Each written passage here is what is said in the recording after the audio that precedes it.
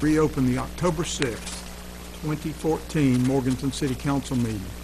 At this time, I'd like to call on our gentleman that does the Pledge of Allegiance for us, Forrest Fleming, Councilman, to lead us with the Pledge of Allegiance. Have everybody join with me, if you will. I pledge allegiance to the flag of the United States of America and to the republic for which it stands, one nation, under God, indivisible, with liberty and justice for all. Thank you. Please be seated. Thank you, Mr. Councilman. Invocation tonight is going to be given by Reverend Dennis Stamper, chaplain of Carolina's healthcare system, Blue Ridge. Thank you. Glad to have you with us. Thank you. It's good to be here. Let us pray. Gracious God, we thank you for the blessings of life together in this community. We thank you for the beauty and peace in which we live, for the abundance of resources which you have given us, and for the safety and security which we all too often take for granted. Almighty God, bless those who hold office in the government of this country, this state, and certainly tonight this community. Guide and uphold them, strengthen and encourage them as they make decisions that affect us all. Inspire them to serve in a spirit of wisdom and kindness, faithfully promoting the welfare of us all. We ask your blessings upon all our citizens, where they live and where they work. Give to all a satisfaction in what they do and a just return for their labors. We ask that you will bless this community to grow and to prosper and to provide opportunity for all. Strengthen the ties of mutual concern and respect that form our life together, Lord. Give us strength of purpose that we may create here a community where men and women with different talents and abilities from different backgrounds and cultures may find with one another the fulfillment of their dreams and the courage and strength to live rightly and generously together. Amen. Thank you, Pastor. Thank you. Appreciate it. Have a good evening. Thank you. Introduction of our council. On my far right is Ronnie Thompson, City Councilman. Forrest Fleming, City Councilman. Louis Vini, our City Attorney. I'm Mel Cohen, your Mayor. Sally Sandy, our City Manager. Sidney Simmons, City Councilman. John Cantrell, City Councilman. Kelly Russell, Recording Secretary. And Becky Brinkley over behind the wall, interpreting for our deaf community. Thank everyone for being here. At this time, public advocacy issues and strategies. We've got a good bit of stuff going on. Bear with me. On October 9th at 5:15 in these chambers, we will have a public hearing for Planning and Zoning Commission. It will be a big night, and we hope that those interested will come. Would like to mention that we're doing the new design of the Morganton Trading Company on our water tank outside in the parking lot area. And from time to time this week until they finish, and they're getting close, the parking lot will be blocked off, and that means you can park on this parking lot over here on between Lenore and Avery Avenue. But when the barricades are not there, you can very well park there. But that should only last the rest of this week. We lost a giant in public service over the last several weeks. Bob Carr, who was a longtime founder of our community college here in Western Piedmont, but also a Morganton City manager from 1954 to 1965. Bob was a good man and loved city government and loved the community college. Anyway, we'll all miss him. Best of Burke recipients, Ronnie Gibbs is with us tonight. Where's Ronnie? There's Ronnie. Ronnie I'm looking for it, Ronnie, I'm sorry. Best Law Enforcement Officer, and the Historic Morganton Festival was the best event in Burke County. Next item is Public Power Week Proclamation, accepted by Brooks Kirby. Brooks, if you want to meander up to the microphone, and I will read a resolution for you. And I'll hand it to you when I finish. Resolution promoting Public Power Week, October 5 through 11, 2014. Whereas public power is a crucial component in cities and towns across North Carolina, contributing to the overall health of communities by providing reliable electricity, excellent local service, and prompt restoration. And whereas North Carolina's more than 70 public power cities and towns are among more than 2,000 across this great country. And whereas most of North Carolina's public power cities and towns have been electric providers for more than 100 years. And whereas North Carolina's public power communities serve 1.2 million North Carolinians, providing reliable electricity and neighborly service. And whereas North Carolina's public power communities are always steady and ever ready, with a dedication to restoring electricity after storms and boasting superior reliability when compared to other electric utilities. And whereas North Carolina's public power utilities are valuable community assets that contribute to the well-being of the community and provide economic development opportunities. Now, therefore, be it resolved that North Carolina public power communities join with all public power systems in the United States in this celebration of public power. Adopted this the 6th day of October 2014. Mel Cohen, Mayor. Sally Sandy, City Clerk. Make this in form of motion, gentlemen. Second. All right, have a second. All in favor say aye. Aye. Brooks, without a doubt, makes me very proud to be a mayor of a town that is public power, because we've been through a lot, and I appreciate everything you and your guys do, and I want you to be sure to tell them tomorrow and the next days, okay? Sir, and you can say anything you'd like. Thank you very much. Councilman, Mayor, and department heads and citizens of Morganton, I'm very humbled and honored to receive this recognition from the town council. On behalf of my staff and the teamwork of the other departments, we couldn't have done it without the support of the council and my fellow co-workers, and most importantly, the citizens of Morganton. Thank you. Thank you, Brooks. On October 7, 8, and 9, from 9 a.m. to 3 p.m. in the lobby here in City Hall, there will be refreshments, promotional items, drawings for energy kits to public power customers, brochures on saving power, and the opportunity to sign up for free energy audits for city power customers, up to 20. And public power awards, I guess, of excellence. The city has received awards in the category of competitive business environment, energy efficiency, financial stability, legislative involvement, service excellence. And in my number of years involved in this community, we're highly, highly regarded throughout the state of North Carolina for our public power, for our city-owned system, and we're very proud of y'all. All right, moving on. Fire Prevention Month proclamation accepted. It was going to be accepted by John Campbell. John, if you'd come to the podium, and I'll read a resolution. Fire Prevention Month proclamation. Whereas the city of Morganton is committed to ensuring the safety and security of all those living in and visiting our city. And whereas fire is a serious public safety concern, both locally and nationally, and homes are the locations where people are at the greatest risk from fire. And whereas nearly 3,000 people die each year nationwide as a result of home fires. And whereas unattended cooking appliances are the leading cause of home structure fires and associated injuries, and the third leading cause of home fire deaths. And whereas working smoke detectors cut the risk of dying in reported home fires in half. And whereas the National Fire Protection Association recommends at least one smoke alarm on every level of the home, including the basement, outside all sleeping areas and all bedrooms. And whereas automatic fire sprinkler systems cut the risk of dying in a home fire by 80%. And whereas the City of Morganton Public Safety Department is dedicated to reducing the occurrence of home fires and home fire injuries through prevention and proper education. And whereas the City of Morganton's residents are responsive to public education measures and are able to take personal steps to increase their safety from fire, especially in their homes. And whereas residents who have planned and practiced a home fire escape plan are more prepared and will therefore be more likely to survive a fire. And whereas the 2014 Fire Prevention Week theme, Working Smoke Alarms Save Lives, Test Yours Every Month, effectively serves to remind us of the simple actions that we take to keep our homes and families safe from fire during Fire Prevention Week and year-round.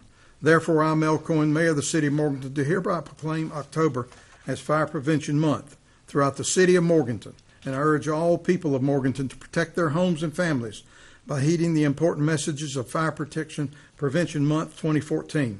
In the witness whereof, I have hereunto set my hand, and cause the official seal of the city of Morganton to be affixed this, the 6th day of October 2014. Mel Cohen, Mayor. Sally Sandy, City Clerk. Make this form of a motion. Second. All in favor say aye. Aye. John, once again, we're privileged to be in a public safety town, and I'm proud of our people. Thank you for everything. Tell all your people. Appreciate everything. Yes, sir. Council, I just want to take a moment to thank you for your continued support in the fire services in the city of Morganton. We strive to do our best, to do our utmost with our new truck, prevent, protect, and preserve. That is our goal. Thank you very much. Thank you, John. Where is it? Red Ribbon campaign is ongoing from October 23 to 31, and I have something here, if I can find it, Kelly. I don't think you have that one. Yeah. You don't have that one. We sent it to them. Okay. Anyway, that's General Nathaniel Green. The Young Marines encourage a drug-free lifestyle, and they're one of the earliest to ever get on board for drug-free communities, and we have sent this on to them. Thank you. Upcoming events in Comma, the Jekyll and Hyde, Tuesday, October 21st, 7:30. It's a play. Spooky Meadows Hayride at Catawba Meadows, October 29, 31, from 7 p.m. till 10 p.m. And that, of course, is at by the Recreation Department, and I greatly appreciate them doing that. And then Halloween Spooktacular, downtown Friday, October 31st. The big night. There'll be thousands of little kids downtown if you've ever been down there. Farmers Market continues Wednesdays and Saturdays through the end of October with special holiday markets on Saturday, November 22nd and December 13th. That's all I have. I guess that's it. All right, Sally, Municipal Power Agency. It is time for elections for the Electricity's Board of Directors. Those will take place in November. The Power Agency has 2 seats that will be up to be filled. One is a majority vote seat, one is a weighted vote seat. Would ask you all to support the city in nominating Dan Brown to run for the majority vote seat. We have spoken with quite a few of the cities, and I believe that he will have support for that seat, and would like direction from you tonight to allow us to nominate Dan for that seat. I'd Mayor? like to go ahead. I make a motion to nominate Dan Brown as a nominee for election to the Electric City's Board of Directors, NCMPA1, majority vote seat. Second. We have a motion. We have a second. Any discussion? All in favor say aye. Aye. Opposed? I have one other thing, too. You have a letter before you that came from the mayor of the city of Lexington, Newell Clark, who has declared that he is running for the weighted vote seat. And that is someone that the city feels like we should support in seeking that seat. We don't need a motion for that. You don't need a motion. That's just your information. Consent agenda, Sally. The consent agenda before you tonight includes 4 individual items, and those are considered to be non-controversial. Would ask that you consider approving those in a single motion unless there's someone who would like an item discussed separately.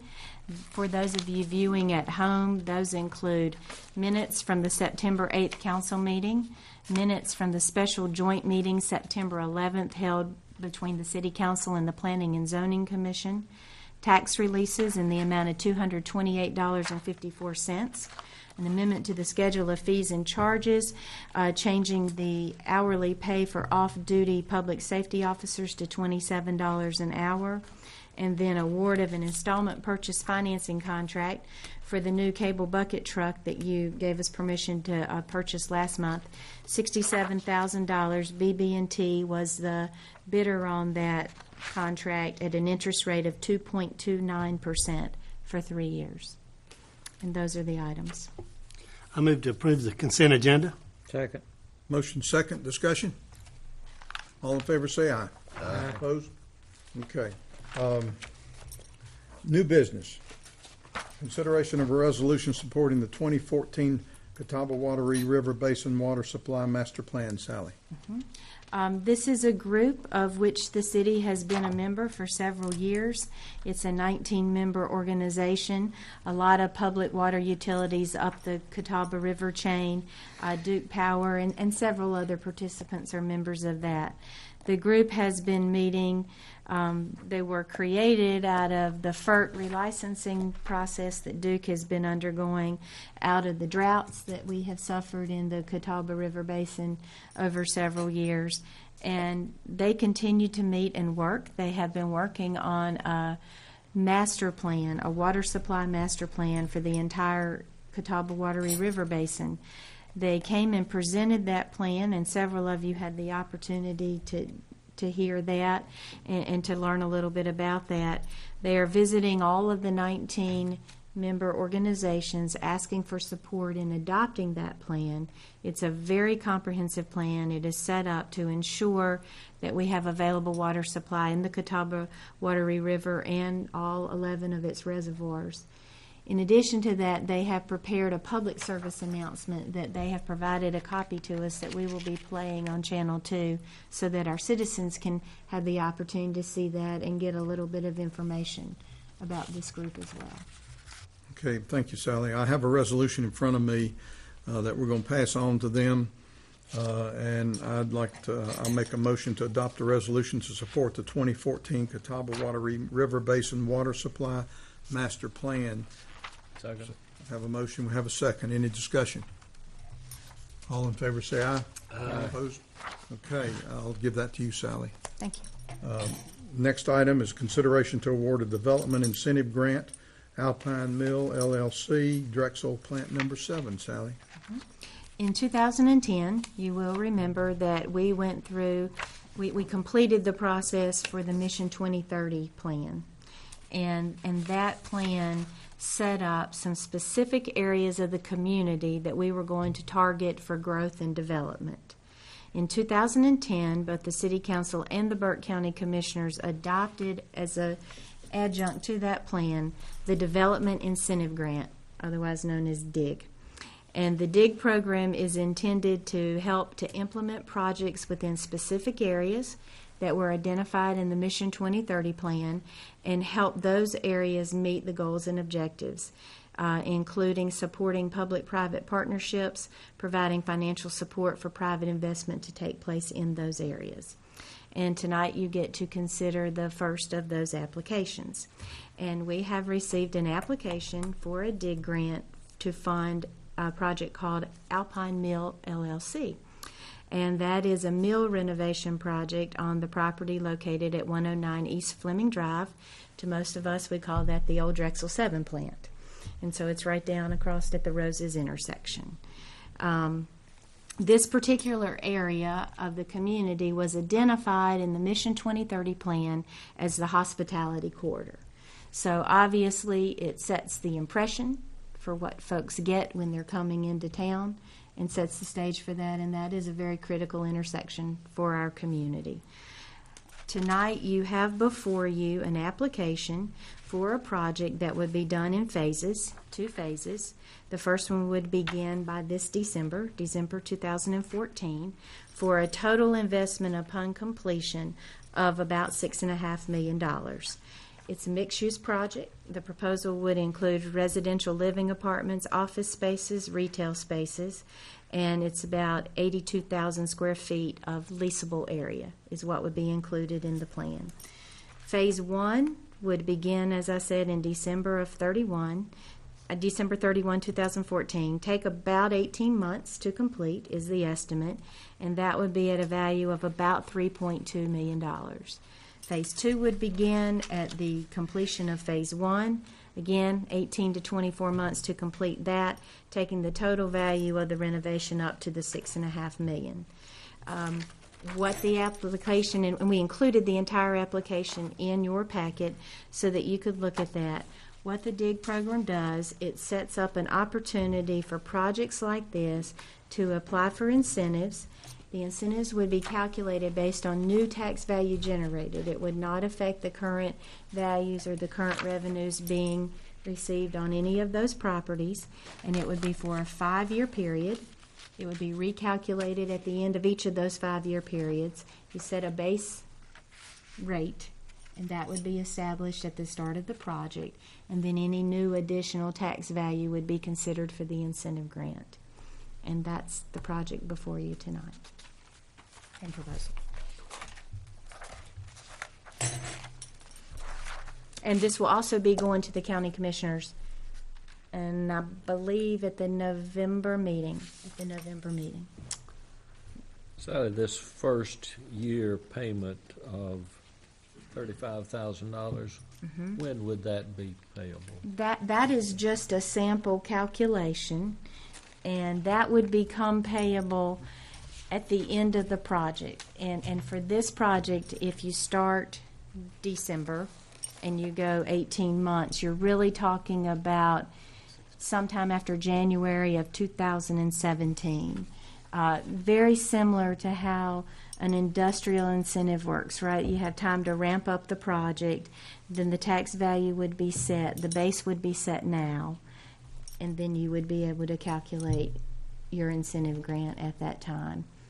And so it would be sometime in the spring of 2017. So part of next year's budget? No, the following year. Following year. The following year would be in the 16-17 budget year.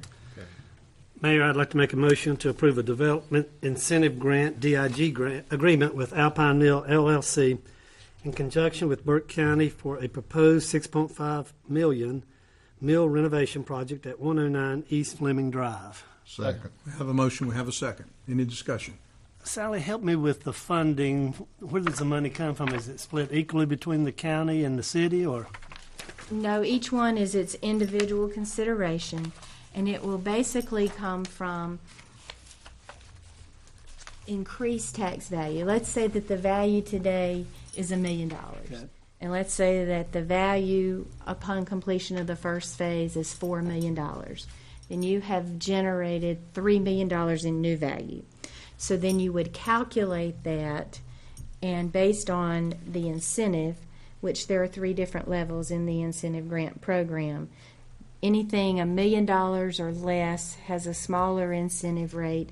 Between $1 million and $5 million has a larger incentive rate, and then over $5 million has a larger rate. And it's a certain amount of cents per additional value created. Is it based on the county tax rate and the city tax City rate? So it'd would be be two based different. on the cities, and the counties would be based on the counties, yes. Thank you. And those two don't depend on the other.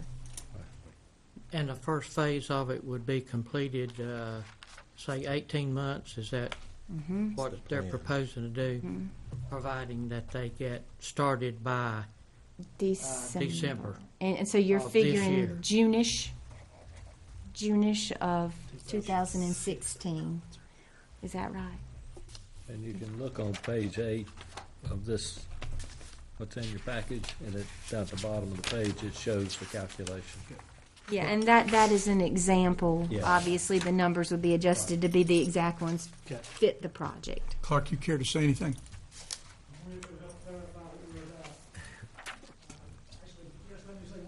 Come over.